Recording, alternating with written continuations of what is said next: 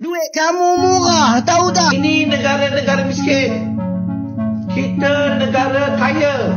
Di Malaysia, susah mau cari orang yang betul-betul susah. Kelandangan di area Kuala Lumpur, siapakah yang salah di bab ini, entahlah siapa. Macam mana corak kemiskinan dia? Jalan raya tidak ada, api listrik tidak ada, air tidak ada.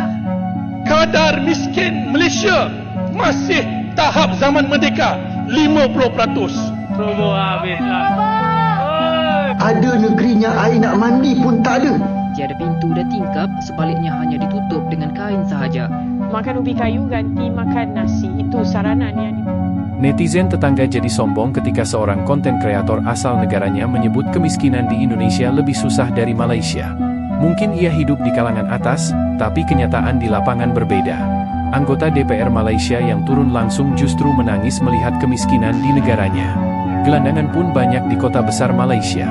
Memang tiap negara punya warga miskin, tapi Malaysia lupa bahwa Indonesia punya jumlah orang kaya lebih banyak.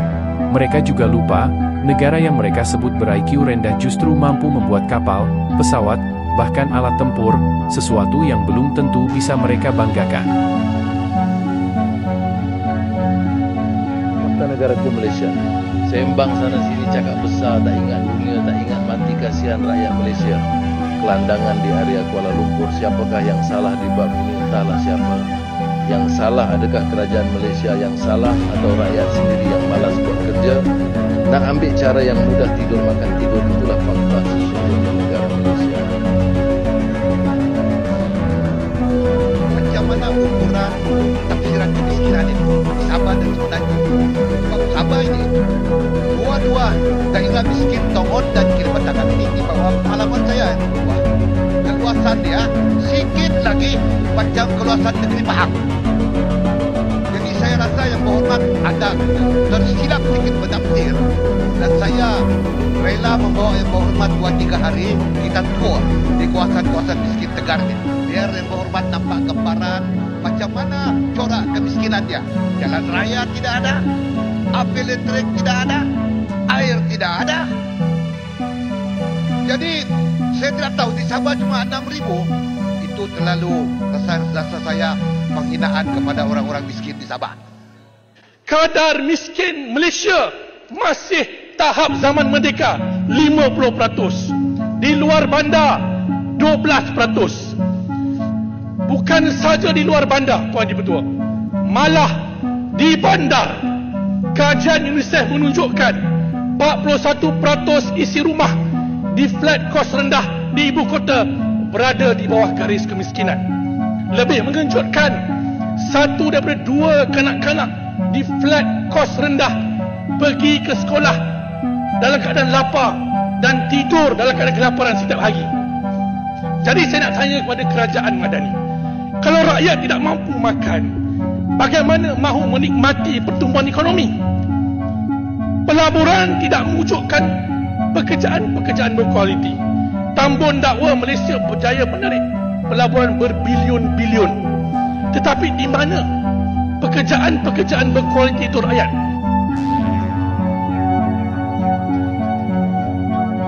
Oh, roboh-roboh habislah.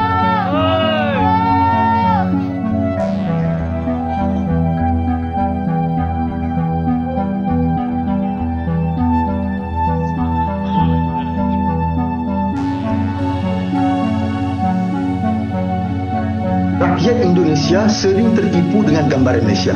Mereka anggap Malaysia negara maju. Namun pada hakikatnya yang maju tu hanya KL, Selangor dan Pulau Pinang. Pergilah ke negeri lain, anda pasti akan terkejut melihat realitinya sehingga ke tahap ada negerinya air nak mandi pun tak ada. Bahkan ketidakseimbangan pembangunan negeri-negeri di Malaysia ni pun sangat ketara. Oh ya, sebelum tu aku tak kisah kalau orang Malaysia nak kata aku cuba memburukkan negara sendiri, sebab ini adalah fakta sebenar pasal negara kita. Tak perlu nak bohong pada dunia dah. Okey, kita sambung. Orang Indonesia anggap orang Melayu kaya raya. Tak betul. Yang kaya raya tu kaum Cina. Melayu ramai yang susah. Yang kaya raya tu sikit je. Rakyat Indonesia anggap orang Malaysia semua fasih cakap Inggeris kan? Padahal yang tahu cakap Inggeris tu hanya di bandar saja. Kebanyakannya tak tahu langsung bahasa Inggeris, terutamanya orang Melayu. Rakyat Indonesia anggap pengangkutan Malaysia ni moden. Ada LRT, monorail bagai, tapi itu semua di KL Selangor saja. Dan pernah tengok jalan di negeri Sabah Sarawak? Tercilik kau nanti. Rakyat Malaysia yang tonton video ni pasti marah kan? Tapi marah macam mana pun, jauh di lubuk hati anda akur ke semua poin yang saya kemukakan ini kan. Daripada kita tipu dunia luar, lebih baik kita tonjolkan wajah sebenar negara kita supaya orang politik, tak kira kerajaan atau pembangkang, akan buat kerja lebih keras untuk membaiki negara ini. Mereka perlu dijentik supaya bekerja lebih keras. Setuju? Kaki jerlus ke dalam lantai yang reput dan sebahagiannya ada yang berlubang. Rumah pusaka yang dihuni Cik Rozali 55 tahun bersama anak perempuannya Nur Aziani 28 tahun di Kampung 7 di Tumpat, Kelantan kelihatan uzur dengan tiada pintu dan tingkap, sebaliknya hanya ditutup dengan kain sahaja. Disebabkan lokasinya terletak berhampiran bendang, rumah yang sebahagiannya sudah runtuh itu kerap dimasuki haiwan berbisa seperti ular yang hampir meragut nyawa. Cik Rozali berkata dia hanya bekerja kampung dengan menjadi buruh kasar, namun sejak beberapa tahun kebelakangan ini keadaan kesihatan semakin teruk apabila badannya menjadi menggeletar seperti diserang Parkinson. Terdahulu dia menerima kunjungan kumpulan aktivis masyarakat Cempaka Merah Asnaf Society yang menyampaikan kit makanan dan wang. Ramai lagi rakyat Malaysia yang mati kelaparan. Ini adalah satu kezaliman kepada rakyat. Jadi saya ingin pandangan yang berhormat tentang isu yang sedang melanda rakyat hari ini. Ya Allah, Kau tolong dan bantulah negara kami ini. Kalau inilah kisah yang dibangkitkan oleh Yang Berhormat Dato' Panjang,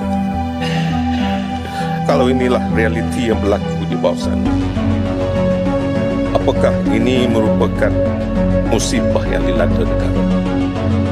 Makan ubi kayu ganti makan nasi. Itu saranan yang di-Ketua Dewan Rakyat Tan Sri Johari Abdul sebagai alternatif sementara menunggu bekalan beras putih tempatan BPT selesai. Rakyat Malaysia juga harus melihat alternatif. Kalau beras itu menjadi isu, apa tujuan rakyat? Tujuannya untuk mendapatkan sampai ke negara. Saya merasakan bahawa ada tak alternatif kepada baik sementara isu beras di tempat kita. Contohnya saya pernah bincang dengan beberapa MP dari Sarawak. Banyak MP Sarawak yang menanam ubi kayu saja. Ubi kayu ini digunakan untuk suplemen sebab ubi kayu ini khasiat dia memang hebat. Dan dia kalau bandingkan dengan sugar yang ada dalam beras, ubi kayu ini jauh lebih bawah. Jadi di sana orang Sarawak dia menggunakan ubi kayu. Saya bincang dengan MP dia kalau kita dapat perkenalkan makanan suplemen menggantikan beras, buatlah ubi kayu macam mana pun, sudah tentulah saya rasa di Sarawak lah saya difahamkan amat berjaya. Mengulas lanjut, Johari berkata langkah itu juga boleh menjadi antara jalan keluar daripada kepompong yang sedia ada, termasuk tidak membiarkan isu beras mengawal keadaan rakyat di negara ini. Kita punya tanah yang banyak, tetapi kita harus ada keberanian untuk mencuba. Kadang-kadang pergantungan kita kepada makanan luar negara ni amat hebat. Dan pernah kita mengimport, ataupun saya ingat setahun setengah yang lalu kita import dalam bajet kita hampir 60 bilion, satu jumlah yang terusak. Tak hanya itu, mereka juga tak terima dan terdiam saat melihat pemerintahnya justru belajar soal pertanian dari Indonesia karena stok